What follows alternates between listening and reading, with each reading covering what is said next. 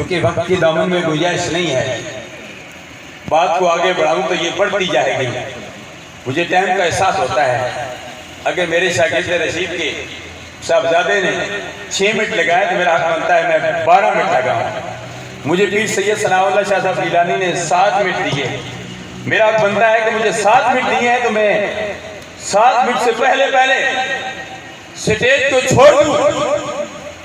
हम सारे यहाँ सरकार गौसे आजम रज़ी अल्लाह ताला अन्हु की ये बड़ी ग्यारहवीं शरीफ की महफिल भी है, सालाना उर्स भी है। तो फिर मुझे इस शेर पर मैं खत्म करता हूँ, मैं आगे बात नहीं चलाता हूँ। बहारों पर बहारा बहारा मुस्करा पैया, एक बहार थी मिलादे मुस्तफा की, एक बहार है 11वीं शरीफ के महीने की।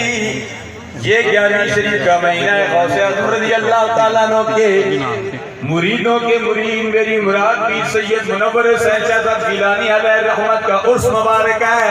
बहारों पर बहारा बहारा मुस्करा पैया, खिले ने फूल के कलियां फजावा मुस्करा पैया। कोई भी सब पैसे देने के लिए आ गए हैं तो मैं भी